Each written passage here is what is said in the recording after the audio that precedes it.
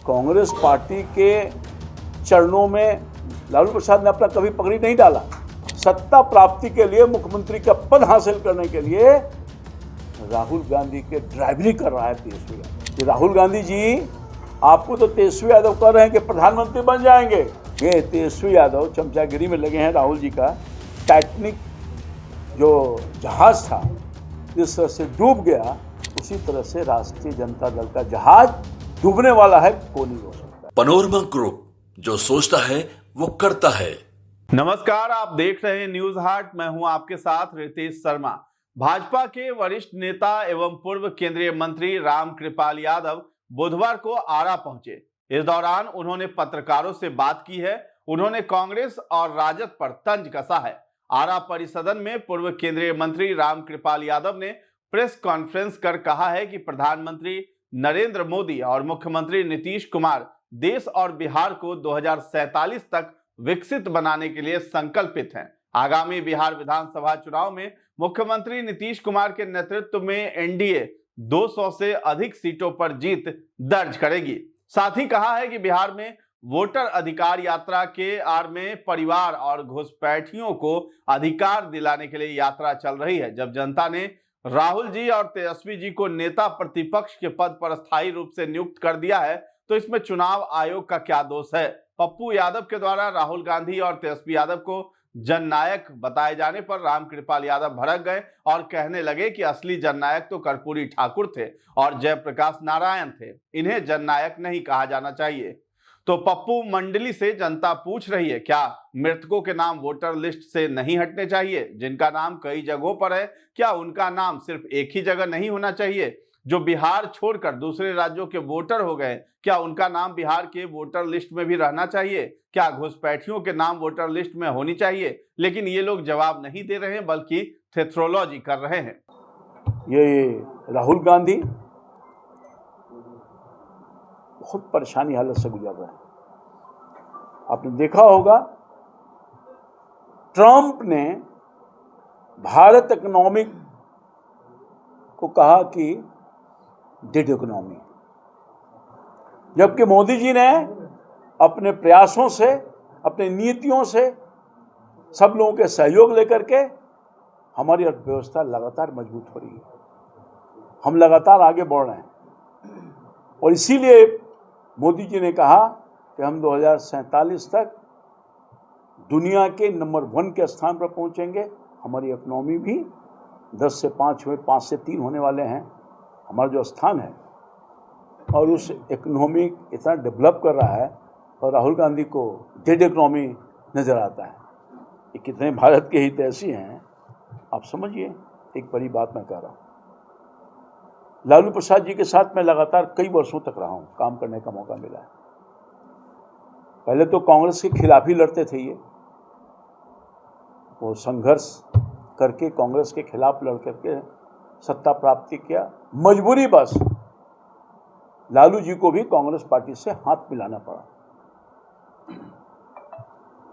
मगर बेटा उनका जो है तेजस्वी यादव जी, कांग्रेस पार्टी के चरणों में लालू प्रसाद ने अपना कभी पगड़ी नहीं डाला।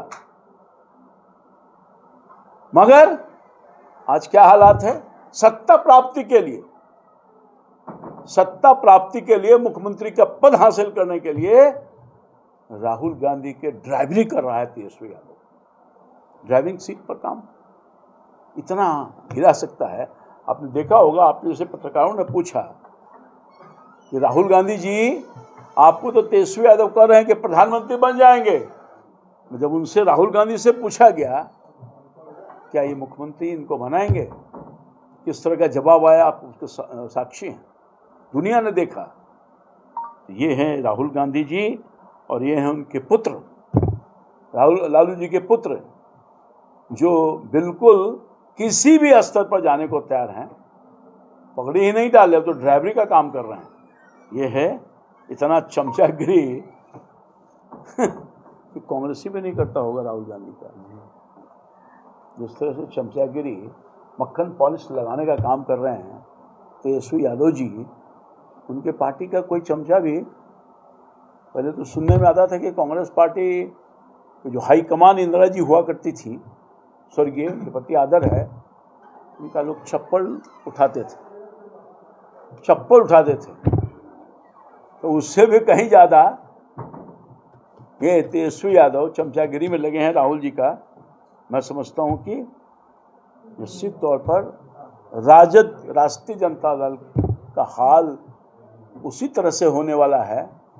आपने सुना ना, ये जो टाइटैनिक जो जहाज़ था जिस तरह से डूब गया, फिल्म भी आया था टाइटैनिक पर, उसी तरह से राष्ट्रीय जनता दल का जहाज डूबने वाला है, कौन नहीं रोक सकता है। मैं समझता हूँ कि हमारी जो सरकार है वो दूरदृष्टि रखती है, विकास का काम कर रही है। एनडीए सरकार में विगत 20 वर्षों में नीतीश कुमार के नेतृत्व में बिहार आगे बढ़ा है और सबका सम्मान किया है हमारी सरकार ने।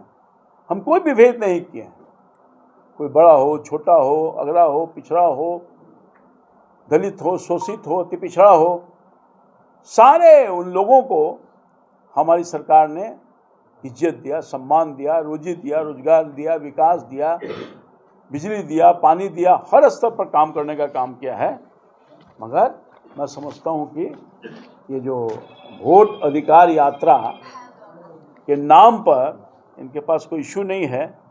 तो बता दें कि रामकृपाल यादव ने कहा है कि राहुल गांधी अराजक राजनीति के प्रतीक बन गए हैं। नेता प्रतिपक्ष के संवैधानिक पद पर बैठकर संवैधानिक संस्थाओं और भारतीय लोकतंत्र पर लगातार प्रहार कर रहे हैं। जिसको अपने देश के मतदाता पर भरोसा ना हो, संवैधानिक संस्थाओं पर भरोसा ना हो, जिसे देश के गौरवशाली लोकतंत्र पर भरोसा ना हो, ऐसे व्यक्ति को आप क्या कहेंगे? क्या विदेशी ताकतों के गोद में बैठी है पप्पू मंडली? ऑपरेशन सिंदूर के बाद देश के सभी पक्ष और विपक्ष के नेता ने विश्व में जाकर एक मत से भारत का पक्ष रखा। यही भारतीय लोकतंत्र की ताकत है। लेकिन राहुल गांधी कभी भी देश के अंदर या देश के बाहर भारत के उपलब्धियों के साथ खड़े नहीं होते हैं। ट्रंप ने भारत के इकोनॉमी को डेड इकोनॉमी कहा तो राहुल गांधी ने भी डेड इकोनॉमी कह दिया, जबकि भारत विश्व की सबसे तेजी से बढ़ती हुई अर्थव्यवस्था है। मैं तो लालू यादव जी के साथ रहा हूं। उन्होंने कभी भी कांग्रेस के चरणों में अपनी पगड़ी नहीं रखी, परंतु उनका बेटा तो राहुल गांधी का ड्राइवर बना घूम रहा है। राहुल गांधी को माथे पर बिठाकर देवी जी की जय जयकार कर रहा है। मैं तो लालू जी के समर्थकों से अनुरोध करना चाहता हूं, जिस तरह से सोना का चम्मच लेकर पैदा हुए राहुल गांधी ने कांग्रेस का जो हाल किया है, वही हाल राजद का भी हो जाएगा। इसलिए टाइटैनिक डूबने वाला है। जो समझदार और दूरदर्शी है वो एनडीए के तरफ आ जाएं, यहां विकास भी मिलेगा और सम्मान भी मिलेगा। तो इस खबर में इतना ही है। न्यूज हाट के साथ बने रहें और अभी तक हमारे चैनल को आपने सब्सक्राइब नहीं किया है तो जरूर कर लें। धन्यवाद।